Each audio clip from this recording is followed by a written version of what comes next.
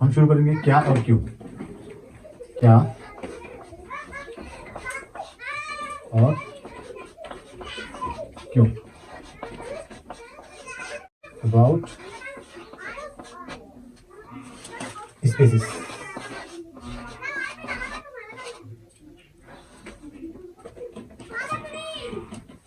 शुरू करते हैं एग्जाम्पल से। x plus Y equals 2, 2x plus 2y equals 4, 3x plus 4y equals 7। इसमें इनपुट क्या है, x y। आउटपुट क्या है,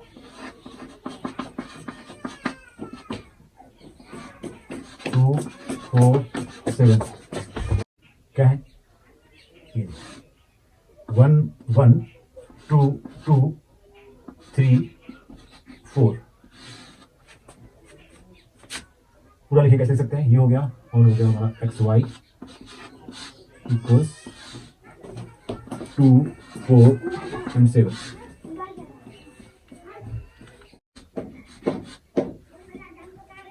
इसके बारे में क्या कह सकते हैं, एक्स वाई।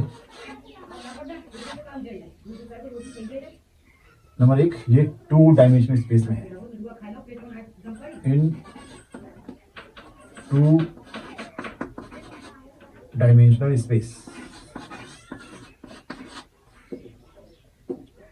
लिख सकते हैं R2। मतलब क्या हुआ, ये जो एक्स वाई एक पॉइंट है, इसको हम किसी बोर्ड पर, पेपर पर इसको रिप्रेजेंट कर सकते हैं। हमारा आउटपुट क्या था, आउटपुट था 2 4 7। क्या कहता है ये, किसमें है, 3 डायमेंशंस में है, 3D में है। यानी दिस 2 4 7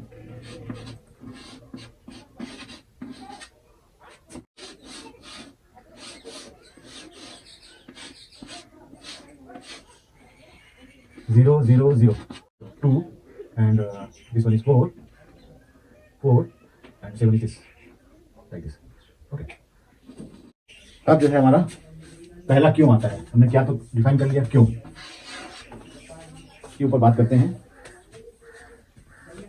सबसे बड़ा लाभ ये है कि हम उन आयामों,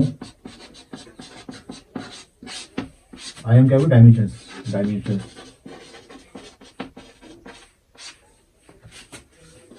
में भी सही सोच सकते हैं, इन्हें हम देख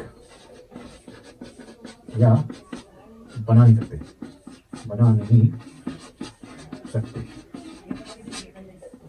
फिर भी हमारी मेंटल पिक्चर बिल्कुल सही रहती है, बिल्कुल सही रहती है।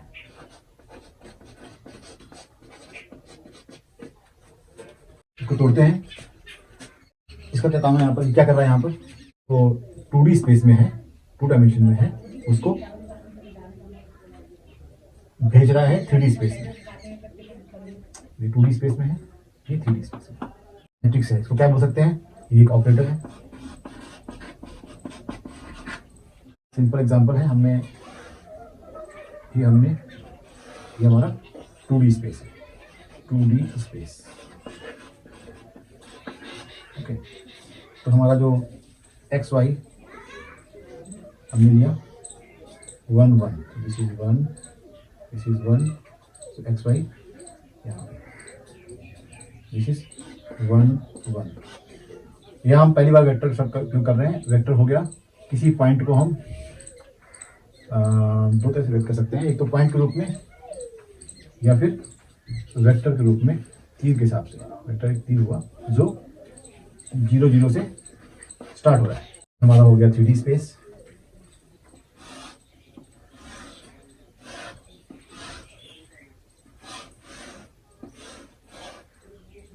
ओके, ये हमारा 0 0 0 है, ओरिजिन बोलते हैं इसको।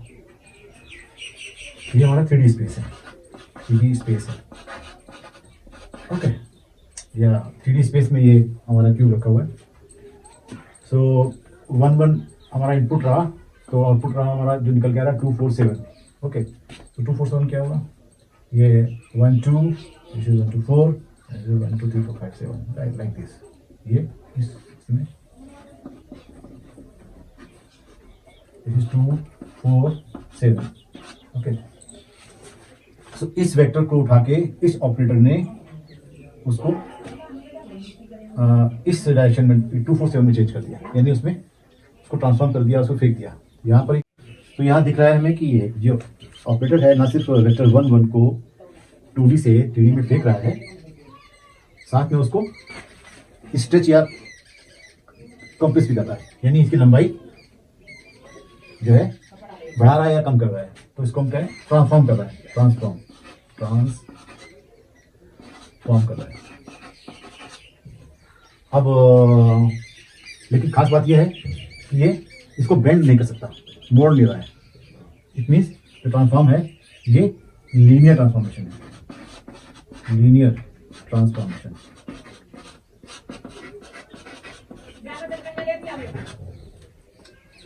तभी हमारा जो ये वर्ड आ रहा है लीनियर, इसी पॉइंट से आ रहा है कि सिर्फ वेक्टर की जो लेंथ है उसको कम कर रहा है, बढ़ा रहा है या जीरो कर रहा है, लेकिन उसको बेंड नहीं कर रहा है। बेंड करने मतलब हुआ हमारा जो ये जो वेरिएबल्स है वो x square y square like this. तो ये सब हमारा पार्ट है कैलकुलस का। और यहाँ पे लीनियर है तो सिर्फ लेंथ को घटाना बढ़ाना है, कंप्रेस करना है, या it is linear transformation. Okay, तो आगे बढ़ते हैं। प्रकृति, नेचर की भाषा क्या है? हिंदी इंग्लिश तो नहीं है, वो तो हम लोगों की लैंग्वेज है, आपस में कम्युनिकेट करने के लिए। उसकी भाषा जो है वो गणित है, मैथमेटिक्स है, जो ब्रह्मांड में हर जगह सेम ही लैंग्वेज है, उसका मीनिंग एक ही रहेगा, 2 + 2 4 ही रहेगा। सो उसकी भाषा गणित की है। सो हम आगे बढ़ने के साथ अपने जो हमने सेंटेंस बोले हैं, जो लिखे हैं, उसको हम मैथमेटिकल लैंग्वेज में इम्प्रूव करते जाएंगे। जैसे हमने शुरू किया था कि लीनियर अलजेब्रा क्या है, इट्स अबाउट स्पेसेस। तो इसको हम इम्प्रूव करेंगे इन गणित की भाषा में, क्या बोलेंगे? इट्स अबाउट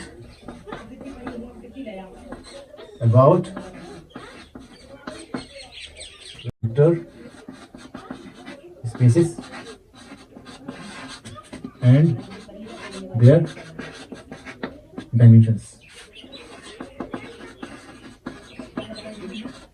हमारा ये वेक्टर क्या है, इसको गणित की भाषा में कैसे व्यक्त करेंगे, तो हम इस पे काम करते हैं। वेक्टर v एक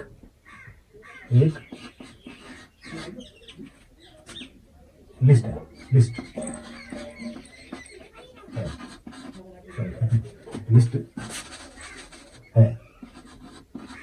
कैसी लिस्ट है? नंबर लिस्ट है, नंबर।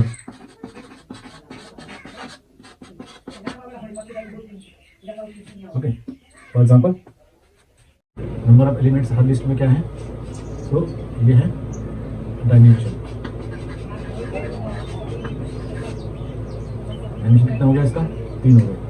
ये वेक्टर्स हैं, उनको 2 तरह से रिप्रेजेंट कर सकते हैं। इसको हम बोलेंगे column vector, column vector. Okay, इसको बोलेंगे रो वेक्टर। मैथमेटिकली जो है लिखने का तरीका एक ही है, 1 2 3। अपनी सुविधा के लिए बोर्ड में करने के लिए इसको यू भी लिखेंगे, तरीके हैं। इसको हम स्पेस बचाने के लिए 1,2,3 भी लिख लेते हैं। और क्वांटम मैकेनिक्स की लैंग्वेज में लिखा जाएगा इसको, तो लिख सकते हैं हम कैट साई। और मैथमेटिकल या कंप्यूटर्स में लिखना है 1, 2, 3। सो यहाँ कॉमन नहीं है, इट मीन्स ये रो है और transpose means change column to row to columns, exchange करिए उसको, दिस विल बी ओके। ऐसे ही तो ये और ये राइट अप्रोच है मैथमेटिकली लिखने का, और ये हमारी अपनी कन्वीनियंस के हिसाब से है। ये राइट अप्रोच है जब हम आगे पढ़ेंगे, क्वांटम मैकेनिक्स पर पढ़ेंगे। ऐसे रो वेक्टर हो गया, तो रो वेक्टर लिखा जाएगा 1, 2, 3। क्वांटम मैकेनिकल होगा तो हो जाएगा ब्रा साइन। तो हमारी जो इम्प्रूव्ड डेफिनेशन थी क्या की, it's about linear algebra is about vector spaces and dimensions. तो उसमें हम और आगे बढ़ते हैं। वेक्टर स्पेसेस क्या है उसके आगे चलते हैं, ठीक है।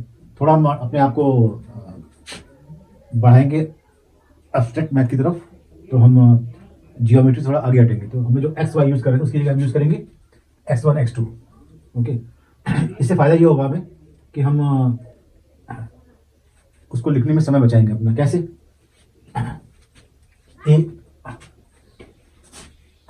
जैसे हम पहले लिख रहे थे एक्स वेक्टर को x लिखना पड़ रहा था, राइट, और इसको b वेक्टर, ओके। अब क्या लिखेंगे हम, क्योंकि ये x1 x2 है तो ये तो सिंपल खाली x लिख देंगे तभी काम चल जाएगा, इसको b लिख देंगे तभी काम चल जाएगा। स्मॉल लेटर है तो वेक्टर है, और ये तो ऑलरेडी डिफाइंड है। अब हमारा क्या हुआ, ए मैट्रिक्स है, कैपिटल लेटर है तो ये मैट्रिक्स होगी, स्मॉल लेटर है तो जो है वेक्टर हो गए, और स्मॉल लेटर विद सब नंबर हो गए, जैसे x1 x2 ये हो गए एलिमेंट्स हो गए, करेक्ट। तो ये हमारा क्लियर है यहाँ पे। अब हम वापस आते हैं, बढ़ते हैं स्पेस की तरफ। तो एक एक स्पेस लेके चलते हैं और हम साथ में उसको हम डिफाइन करते जाएंगे। सो ये हमारा हो गया पहला वेक्टर स्पेस, उसका नाम है row space. Row space, okay. 3 rows होगी। तो जो इसका रो स्पेस है वो 3 रोज है। इट मीन्स ये किसमें है, ये R2 में है। क्यों? क्योंकि हर एक रो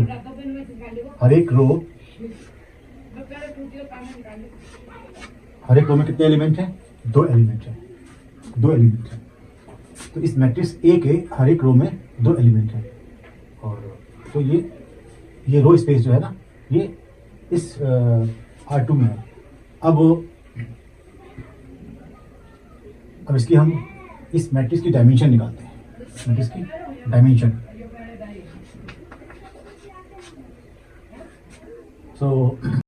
बहुत ध्यान से सुनिएगा। ये हमने एक 2D स्पेस बनाया, 1 1 को ड्रा किया इसमें, ठीक है। 1 1 ये हो गया 1 1, ये वेक्टर मान लिया, फाइंड कर सकता है वेक्टर 3 बन गया। और दूसरा 2 2, this is 1 1, this is 2 2, okay. इसकी डायरेक्शन क्या होगी, और 3 4, this is 3 and this is 1 2 3 4, okay।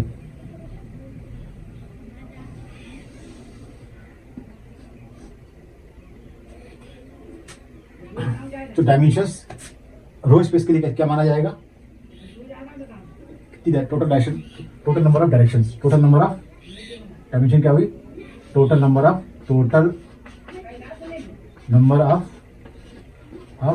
Directions. कितनी है डायरेक्शंस, एक डायरेक्शन ये है, दूसरी है, तो 2 हो गए। टोटल नंबर ऑफ डायरेक्शंस 2 है। क्यों? क्योंकि फर्स्ट रो और सेकंड रो एक ही डायरेक्शन में काम करें तो एक ही काउंट करेंगे, ऐसी रो की। तो ये तो रो स्पेस का ओवरऑल मीनिंग हो गया। एक चीज़ और निकालते हैं इसमें कि जो डायमेंशन है इसको हम लिखेंगे this is same as rank of A, rank of dimension of a vector space is rank of matrix.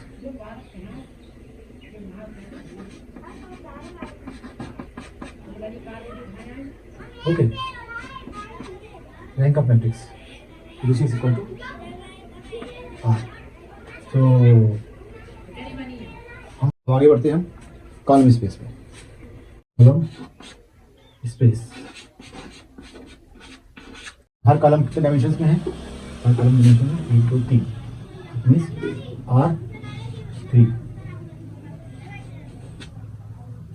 R3 dimensions में है हर एक कॉलम। बट इस स्पेस की डायमेंशन ऑफ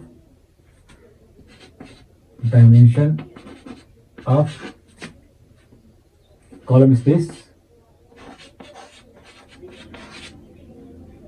सेम है रैंक ऑफ मैट्रिक्स ए। ये दो कैसे आई है वो हम आगे निकालेंगे, रैंक ऑफ मैट्रिक्स ए।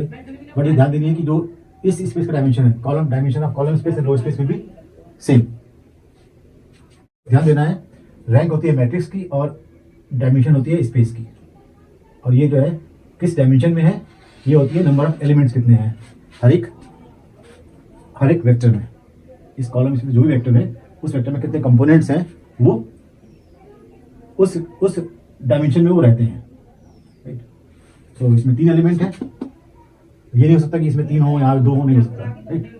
तो इसमें इस वेक्टर के रो वेक्टर थे, नंबर ऑफ एलिमेंट क्या थे, 2 थे। यानी ये पूरा कॉलम रो स्पेस जो रह रहा है ये 2 डायमेंशन स्पेस में रह रहा है और ये रह रहा है 3 डायमेंशन स्पेस में, करेक्ट। 2 स्पेस और आगे चलते हैं।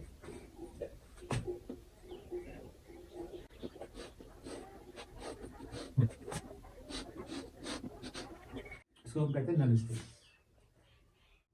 और लिखते हैं NA। सो इसका मतलब क्या हुआ, ये नल स्पेस आप ए निकालते हैं, ए मैट्रिक्स हमारे क्या निकल के आएगा, ये स्पेस AX इक्वल्स 0। ओके, तो जो भी x की वैल्यू है 0 के अलावा वो इसमें आएगी। वो x जो इस रो स्पेस को 0 में ले जाते हैं वो x इस स्पेस में आएंगे। x क्या है, इसमें है 2 एलिमेंट है, किसमें है x1 x2 R2 में है, राइट। तो R2 हमारा ऑलरेडी लिखा हुआ है। तो हम क्या निकालेंगे, x को 0। यहाँ पे क्या हो सकता है, कोई ऐसी वैल्यू है, हम लिख रहे हैं मैट्रिक्स 1 1 2 2 3 4 XY बराबर 0 0 0 है। तो ऐसे कौन से सॉरी x1 x2 है, हमने कंफ्यूजन दूर किया है, x1 x2 है। ऐसे कौन से x1 x2 लिखा जाए ताकि ये 0 है, ये कहाँ लिखा है 0 है। तो क्या हो सकता है, 0 के अलावा और कुछ नहीं हो सकता। यानी x1 x2 अगर 0 0 होंगे, ये दोनों 0 0 से गुणा करेंगे तभी ये आ पाएगा। दिस टाइम हम कहेंगे एन ए इज एम्प्टी। ऐसे हमारा हो गया लेफ्ट नल स्पेस, इसको बोलेंगे left null space.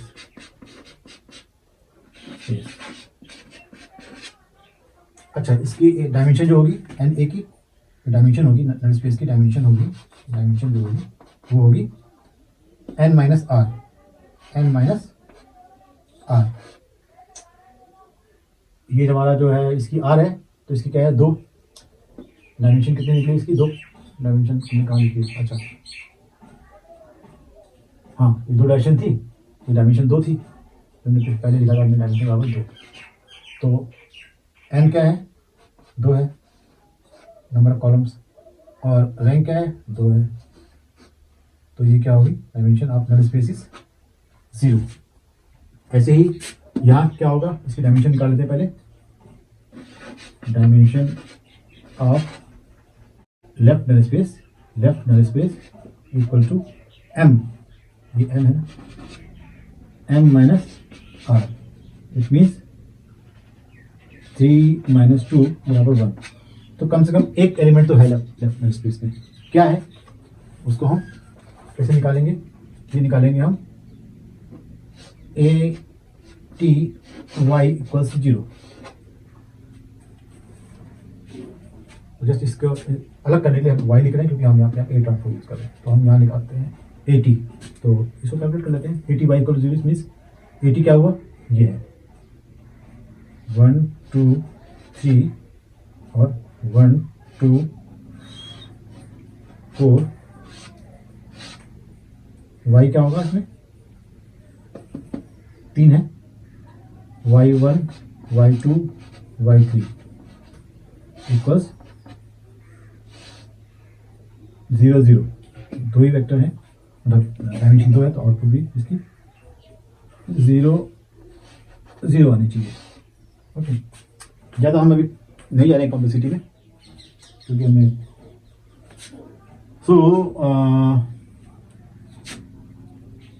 y1 y2 y3 की वैल्यू 0 0 0 के अलावा क्या हो सकती है जिससे यहाँ पर 0 0 आ जाए आउटपुट।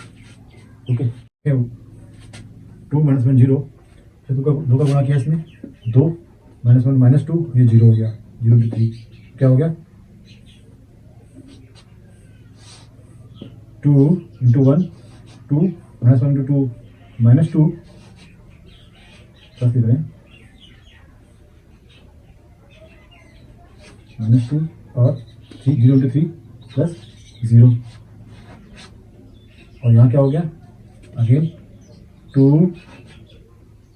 माइनस 2 प्लस 0, क्या आ गया 0 0। Okay, it means null space में क्या है, एक वेक्टर है, दैट इज 2 माइनस 1 0 2 माइनस 1 0। इसका मतलब एक और ये भी है, इसका मतलब ये हुआ कि हाँ, इसका मतलब क्या हुआ, कोई भी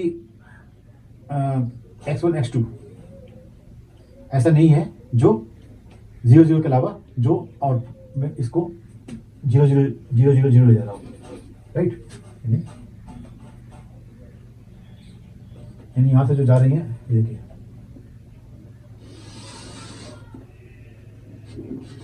बी, राइट, ए एक्स बराबर बी, और यहाँ से ऐसा कुछ नहीं है जो यहाँ ले जाता हो, यानी नहीं है, यानी ए एक्स बराबर 0 यहाँ से नहीं है, सिर्फ यहाँ से है ना, 0 0 से है, यानी इसके अलावा नल स्पेस से कोई भी नहीं है, तो ये नहीं है।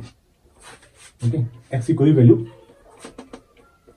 0 0 के अलावा नहीं है जो यहाँ पर इस R2 से R2 से R3 में ले जाए और वो यहाँ पर पहुँचे।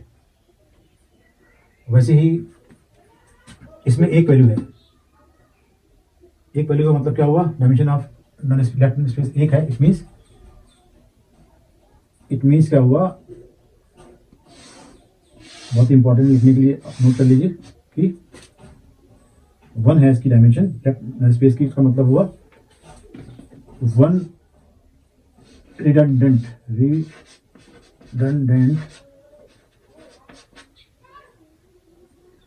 रो और इक्वेशन। एक फालतू इक्वेशन है, तो दिख रहा है ना, एक फालतू इक्वेशन है। क्यों? इसका कोई मतलब नहीं है, इक्वेशन फालतू है, ये फालतू है, इसमें से एक हटा सकते हैं तभी हमारा काम चल जाएगा, राइट। तो ये इससे हर स्पेस का मीनिंग क्लियर हो गया, और इसका हो गया क्लियर कि नंबर ऑफ डायरेक्शंस हो गए। इसका क्लियर हो गया कि वो input other than zero vector जो इस जो आउटपुट वेक्टर है उसके जीरो वेक्टर पे ले जा रहा हो, तो कोई भी नहीं है इसमें। अगर एक होता तो एक कम से कम यहाँ ले जाता। ऐसे ही लेफ्ट स्पेस का क्या हुआ कि ये बताएगा कितनी डायमेंशंस की है, ये बताएगा कितनी रिडंडेंट इक्वेशन है। और एक चीज़ हमने समझी कि जो डायमेंशन है उनके आपस में जो एक ही सब स्पेस में है, एक ही स्पेस में है, यानी R2 में है दोनों, तो इसमें इसकी जो डायमेंशन होगी वो R जो होगी रैंक के बराबर होगी, और इसकी जो इक्वेशन होगी वो n-r होगी। ऐसे यहाँ पे m जो इसकी डायमेंशन होगी R, और यहाँ डायमेंशन होगी m-r। कॉलम स्पेस रह गया। कॉलम स्पेस का मतलब क्या हुआ कि वो सारे वेक्टर्स जो इस स्पेस में आ सकते हैं वो यहाँ आएंगे, इसके बाहर नहीं जो आ सकते हैं। कैसे आएंगे वो हम आगे निकालेंगे, बट ऑल वैलिड बीज, सारे वैलिड बी इस स्पेस के अंदर आएंगे। तो हम अगले वीडियो में आगे बढ़ेंगे।